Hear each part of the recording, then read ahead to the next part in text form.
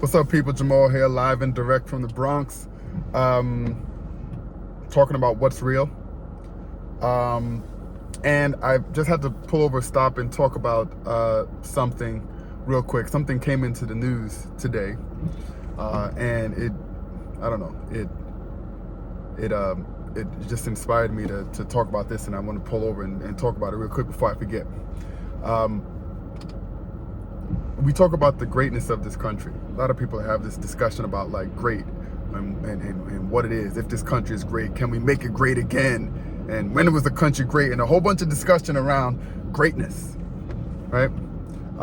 And I want to throw my hat in the ring here. I think there is a greatness to this country, right? I'm not necessarily talking about it being greater than any other country. I'm not doing like a comparison. I'm talking about just this country alone in comparison to itself. There is a greatness about this country. And I think that greatness exists in the law.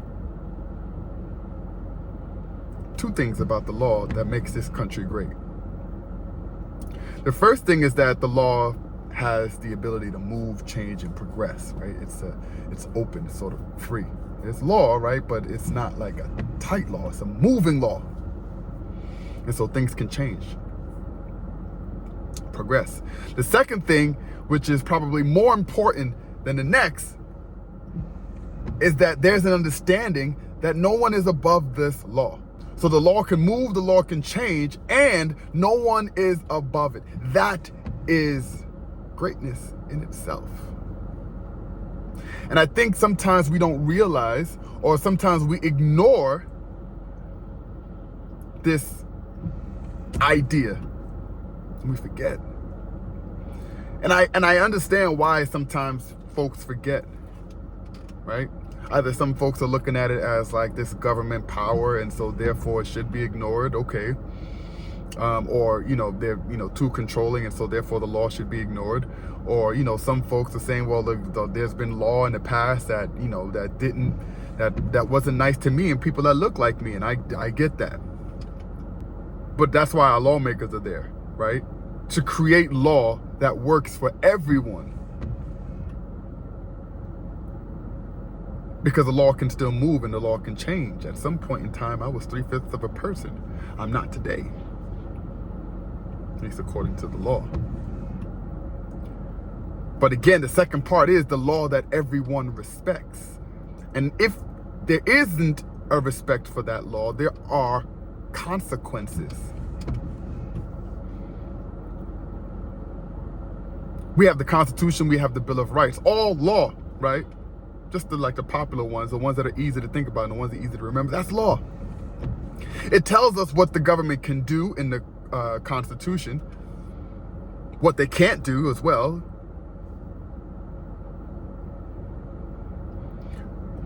But we also have the Bill of Rights, and the amendments, the other amendments, which are also law, also very, very, very important. Can you imagine if we had a government that did not respect the First Amendment, the freedom of speech? Freedom of religion or no religion, right? Freedom to peaceably gather, to petition the government. Can you imagine if that wasn't respected? And I say something like, oh man, President Biden is a butthead.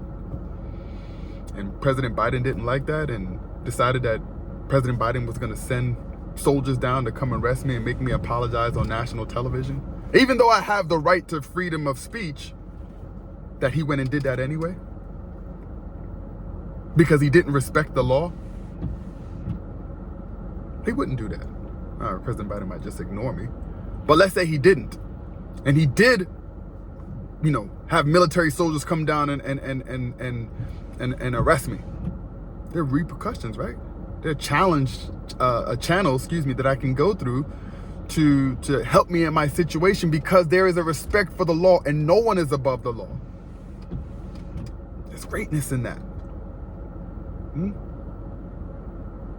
Thinking about, I don't know, you name it. There are other amendments that are law that are important. Think about the 13th Amendment. Slavery is abolished.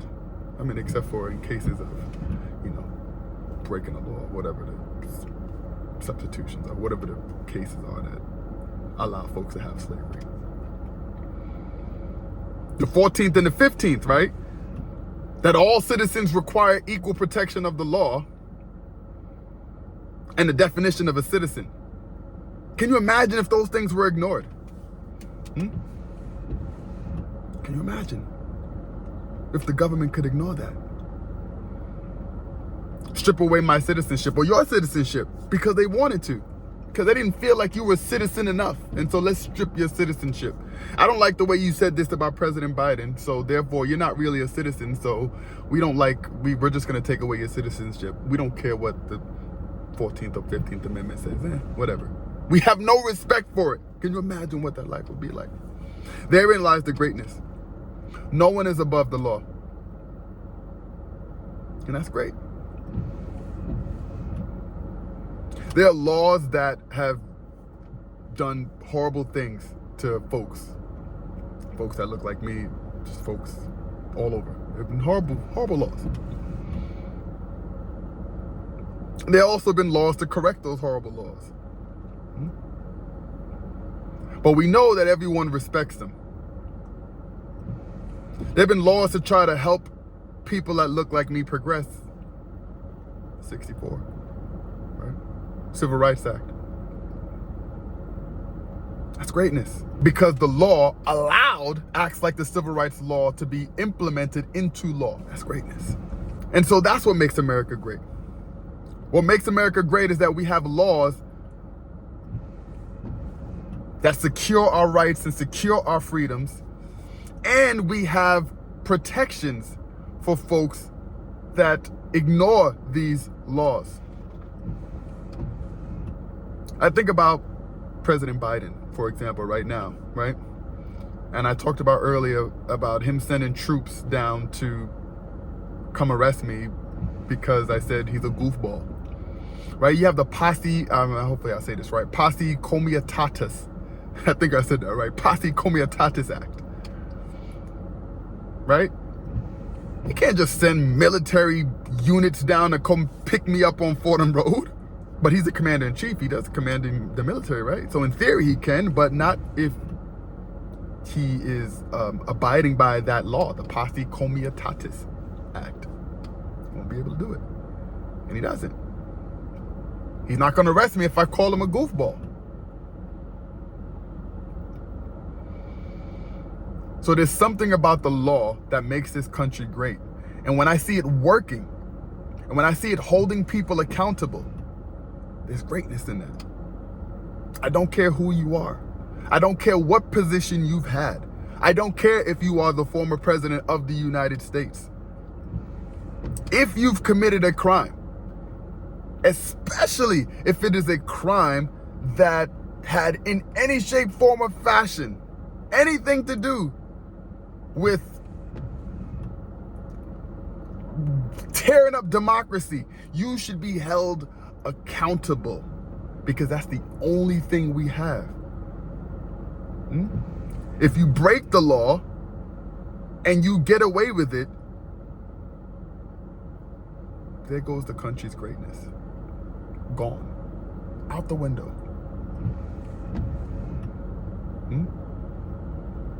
President Biden, if President Biden breaks the law, I would like to see President Biden in handcuffs. If you are a former president and you have broken the law, you should be in cuffs. Because the law is the only thing, and the respect for that law and the accountability to that law is what makes this country great. So if you want to make this country great again, that starts with holding everyone accountable to that law that everyone is accountable to. Because that is the only thing, since the inception of this country,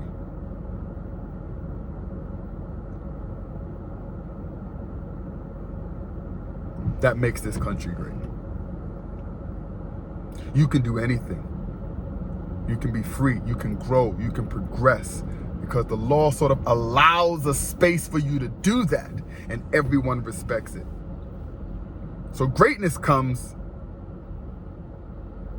when the law is fair, when the law is inclusive, when the law provides for everyone, and then that law is respected. So when I see that law holding folks accountable,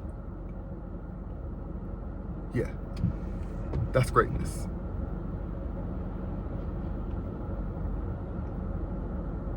That's greatness. See you in court.